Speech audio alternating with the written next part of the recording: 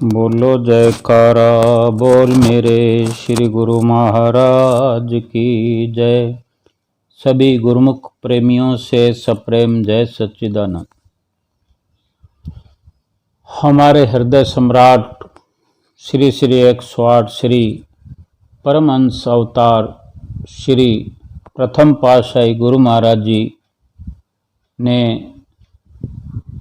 श्री आनंदपुर दरबार की रचना करके और एक भक्ति का जो सिलसिला शुरू किया। हम गुरुमुख प्रेमियों के लिए जो एक बहुत बड़ा मिशन भक्ति का चलाया, हम गुरुमुखों पर, हम जीवों पर अनन्य उपकार आपने किए कि सुमिरन की एक जो हमारे लिए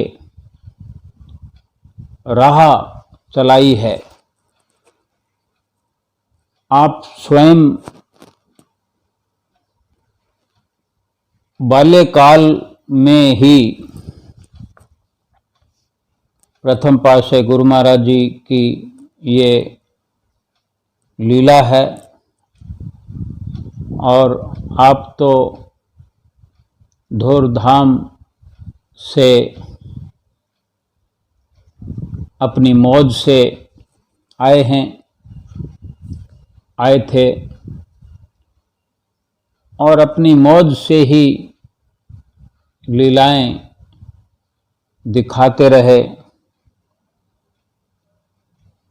जब आपकी अवस्था 9 वर्ष की हुई थी तो एक दिन सत्संग में ये चर्चा हो रही थी कि अधिकतर जो साधु महात्मा होते हैं उनको ऐसी सिद्धि प्राप्त हो जाती है कि वे मुंह में गुटखा लेकर इस स्थूल भारी भरकम शरीर से आकाश में उड़ने लगते हैं।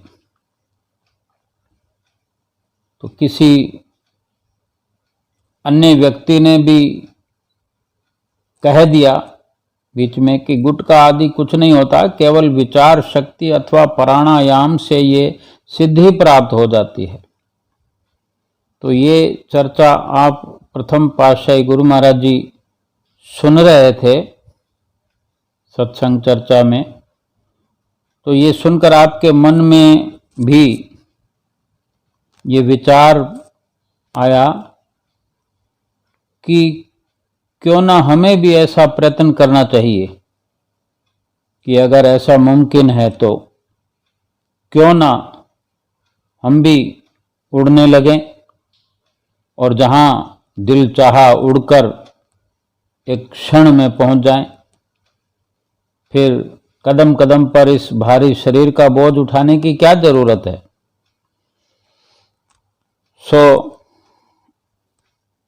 इस विधि के बारे में किसी नियम का विशेष अब तक ज्ञात न था आपको और ना किसी से आपने पूछा।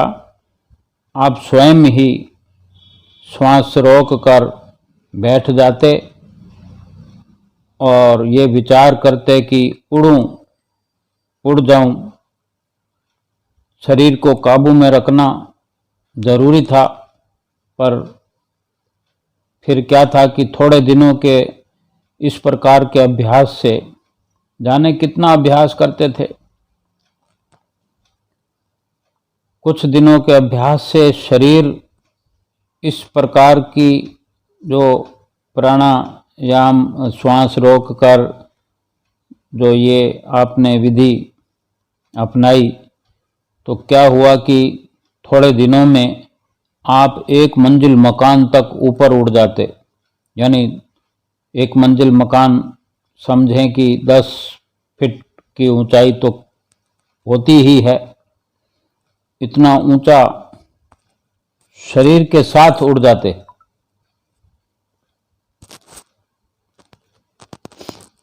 फिर कुछ दिन बाद आपको ऐसा उड़ते हुए देखकर जो लाला जी थे, जिनके लालन पालन में आप जी बड़े हुए, लाला नरहर प्रसाद जी तथा अन्य संबंधी आपको उड़ता हुआ देख पकड़ने के लिए दौड़े।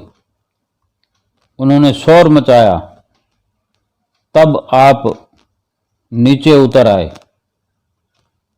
और उन्होंने आपको समझाया और बहुत डराया कि आप ये क्या कार्य कर रहे हैं, इसका बुरा परिणाम भी हो सकता है, किसी दिन बहुत ऊंचाई से गिर पड़ोगे तो चोट लग जाएगी। आपने उनके समझाने पर भी ये अभ्यास ना छोड़ा।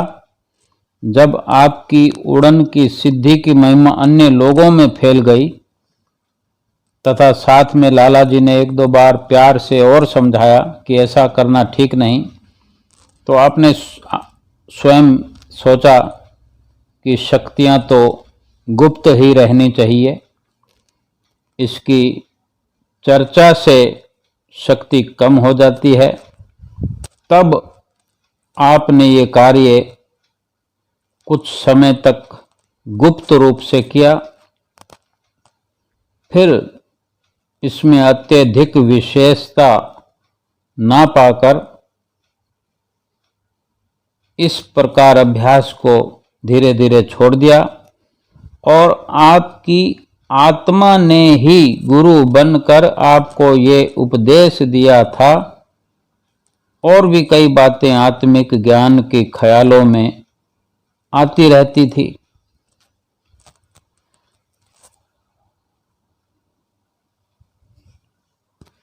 और इसी प्रकार फिर आगे जो रचना आपने रचाई, आपके पिताजी को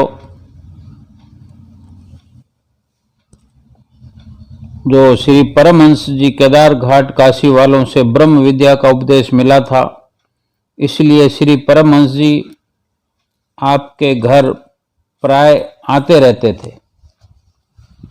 तो जो लाला नरहर प्रसाद जी आपके पिताजी के उपदेशी, विशेष श्रद्धालु तथा साधु सेवी थे और श्री परमहंस जी केदार घाट वाले लाला जी के घर भी कभी कभी पधारते थे। सन 1960 में जब आपकी आयु 14 वर्ष की हुई तो लाला नरहर प्रसाद जी का देहांत हो गया।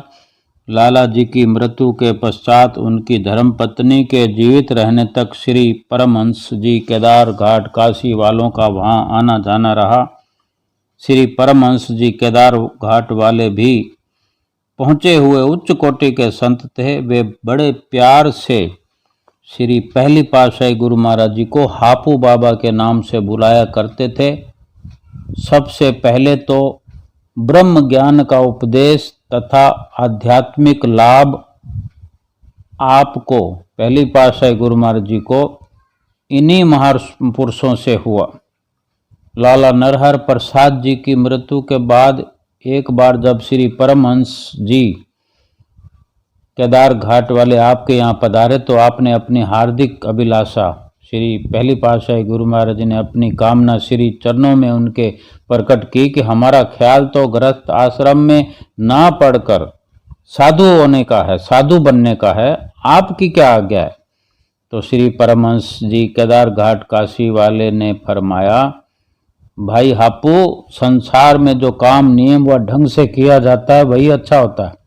आपका ब्रह्मचर्य पूरा होने वाला है, अब गृहस्थ आश्रम में प्रवेश करो, फिर वानप्रस्थ से संन्यास आश्रम लो। साधु होने की अभी से क्या सूझी है आपको? एक आदर्श गृहस्थी बनकर गरीबों की सेवा करो, सहायता करो। आपने उत्तर दिया, आपका कथन सत्य है, आपका कथन बिल्कुल सत्य है। मुझे गृहस्थ आश्रम से कोई घृणा नहीं है, परंतु जहाँ तक मैंने देखा है या सुना है और विचार किया है, मुझे इसमें कोई सार मालूम नहीं होता।